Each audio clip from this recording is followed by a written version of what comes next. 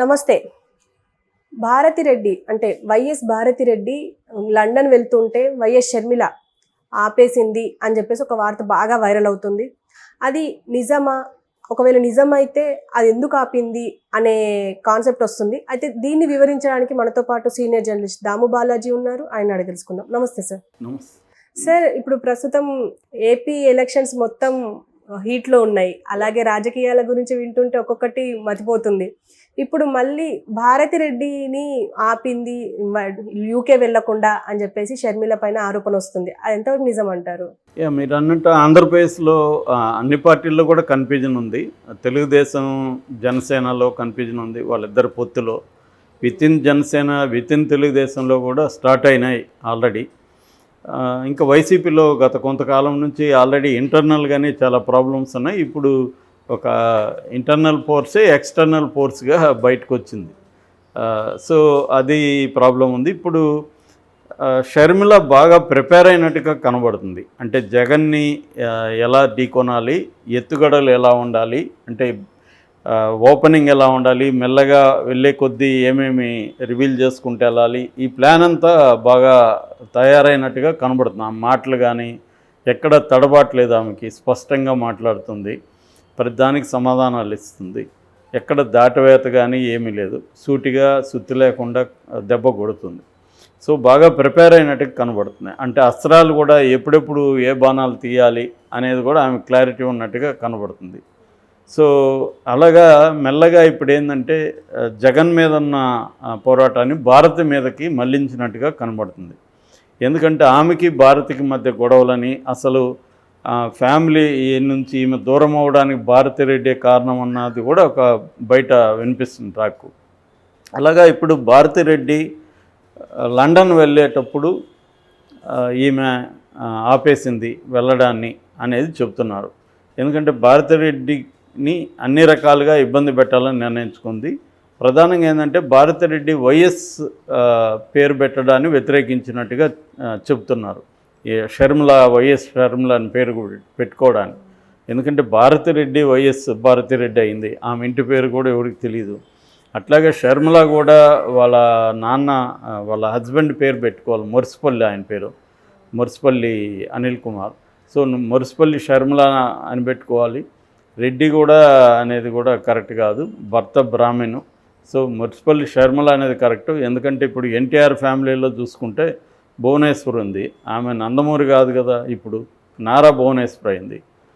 బ్రాహ్మణి ఉంది, నారా బ్రాహ్మణ అయింది.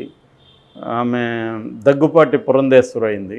వీళ్ళందరూ హస్బెండ్స్ పేర్లు పెట్టుకొని రాజకీయాల్లోకి వచ్చారు.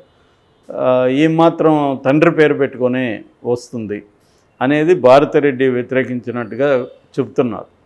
కాకపోతే ఏంటంటే ఇక్కడ ఇదొక నిజానికి ఒక ప్రాబ్లమేటిక్, ఇది ఇంటి పేరు అనేది. నిజానికి విమెన్ చాలామంది పెళ్ళైనాక మార్చుకోవట్లేదు ఈ మధ్య. తన ఇంటి పేరు ఏది ఉందో అదే పెట్టుకుంటున్నారు, భర్త పేరు మార్చుకోవాలనే రూల్ లేదు. కాకపోతే మళ్ళీ ఆ ఇంటి పేరు మగవాళ్ళ నుంచి వచ్చింది. వైఎస్ అనేది మళ్ళీ ఎక్కడి నుంచి వచ్చింది? వాళ్ళ తండ్రి పేరుగా తండ్రికి ఏదైతే ఉందో అదే వస్తుందన్నమాట. కాబట్టి ఈ పేట్రియార్కల్ దీన్ని తప్పించుకోవడం అంత ఈజీ కాదు.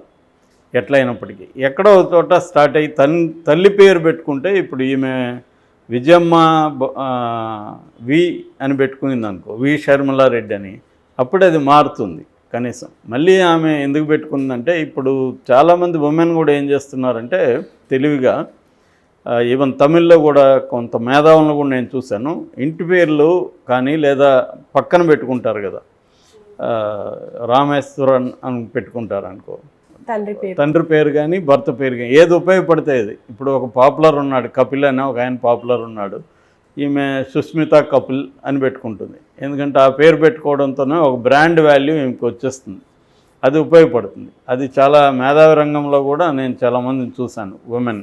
అంటే వాళ్ళ భర్త ఒక పక్క వాళ్ళు ఫెమినిస్ట్గా ఉంటారు, కానీ భర్త పేరో తండ్రి పేరో తగిలించుకుంటారు. మీ భర్తలో మీ తండ్రులు తగిలించుకోవట్లేదుగా, మీరెందుకు తగిలించుకుంటున్నారు అని వాళ్ళని అడిగినప్పుడు సూటిగా వాళ్ళు ఆన్సర్లు ఇవ్వట్లేదు. అది ఒక లెగసీగా, ఎందుకంటే నన్ను ఇన్ఫ్లుయెన్స్ చేశాడు కాబట్టి పెట్టుకుంటున్నాను ఏదో ఒకటి చెప్తున్నారు. కానీ క్లియర్గా ఏంటంటే అది ఒక బ్రాండ్గా వీళ్ళకి రచనా రంగంలో కావచ్చు, మిగతా సోషల్ యాక్టివిటీస్లో కావచ్చు ఉపయోగపడుతుంది అన్నమాట. అలాగా ఈమెకు కూడా ఈ బ్రాండ్ ఉపయోగపడుతుంది కాబట్టి పెట్టుకునింది, లేకపోతే ఆమె కూడా మురిసిపల్లి పెట్టుకునేది. ఆమెకి వైఎస్ బ్రాండ్ అవసరం రాజకీయాల్లో. సో అందువల్ల ఆమె పెట్టుకునింది. కాబట్టి ఆమె పెట్టుకునే హక్కు లేదంటే పెట్టుకునే హక్కు ఖచ్చితంగా ఉంది. ఎవరో నందమూరి ఫ్యామిలీలో పెట్టుకోలేదు కాబట్టి నేను పెట్టుకోకూడదు అనేది ఏం లేదు కదా. ఆమె ఇష్టం అది. తండ్రి పేరన్నా పెట్టుకోవచ్చు, భర్త పేరన్నా పెట్టుకోవచ్చు, లేదా ఇద్దరు పేర్లు వద్దని కూడా అనుకోవచ్చు. అదే దట్ ఈజ్ హర్ విష్. కానీ ఇక్కడ అట్లా ఉండవు కదా రాజకీయాల్లో. రాజకీయాల్లో ఏంటంటే ఆ బ్రాండ్ మాదని జగన్ ఫ్యామిలీ క్లెయిమ్ చేస్తే ఆ బ్రాండ్ నీదెందుకు అవుతుంది, నాదెందుకు కాదు, నేను ఇంకా ముద్దుల కూతుర్ని నీకంటే అని ఆమె పెట్టుకుంది. ఈ గొడవ ఏదో ముందు నుంచి ఉందని చెప్తున్నారు. యాక్చువల్గా వీళ్ళందరూ కూడా చెన్నైలో చదువుకున్నారు. సునీత, భారతిరెడ్డి, షర్మిల వీళ్ళందరూ కూడా క్లాస్మేట్స్, చెన్నై స్కూలింగ్ ఫ్రెండ్స్ కూడా వాళ్ళు, ఇది పెళ్లి కాక ముందు కూడా. కానీ ఒక్కసారిగా ఈ రాజకీయాలు, వ్యాపారాలు వచ్చేసినాక మనం చాలా కుటుంబాలు కూడా చూస్తున్నాం. చిన్నప్పుడు అన్యోన్యంగా పెరిగిన వాళ్ళు కూడా తర్వాత బీభత్సం కొట్టుకుంటున్నారు ఆస్తుల విషయంలో. చాలా క్లోజ్గా ఉన్న ఫ్యామిలీస్లో కూడా భయంకరమైన గొడవలు చూస్తున్నాం మామూలు ఫ్యామిలీస్లో. ఇంకా రాజకీయంగా ఇది ఇంకా పెద్ద వ్యవహారం. కోట్ల రూపాయల, వందల కోట్లు లేదా వేల కోట్ల ఆస్తులు. కాబట్టి ఎవరు కూడా తగ్గరు. ఇక్కడ ఏమి అన్నదమ్ముల అనుబంధం ఇవన్నీ సినిమాల్లో మాట్లాడడానికి తప్ప రియల్ లైఫ్లో సాధ్యం కాదు. సో అలాగా ఈ పెంట అయింది. ఇప్పుడు ఈమె లండన్ టూర్ ఆపిందని చెప్తున్నారు. లండన్ ఎందుకు పోవాలనుకునిందంటే అక్కడ కూతుర్లు ఉన్నారు. ఒక కూతురు ఫ్రాన్స్లో చదువుతుంది, ఒక కూతురు లండన్ స్కూల్ ఆఫ్ ఎకనామిక్స్లో చదువుతుంది.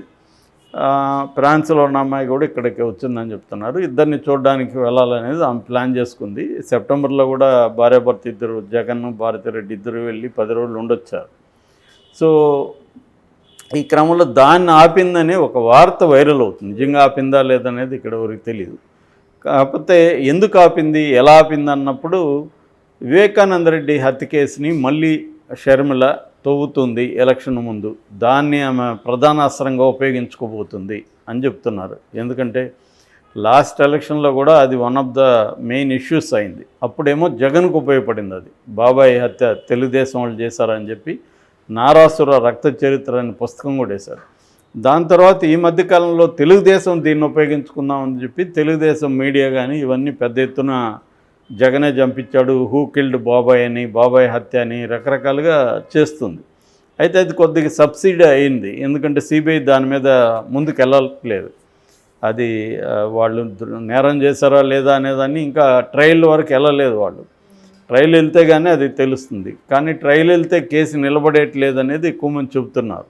ఎందుకంటే స్ట్రాంగ్ ఆధారాలు లేవు. ఇక్కడ హైకోర్టు జడ్జి జస్టిస్ లక్ష్మణ్ గారు కూడా 16 ప్రశ్నలు అప్పుడు సిబిఐని సంధించారు.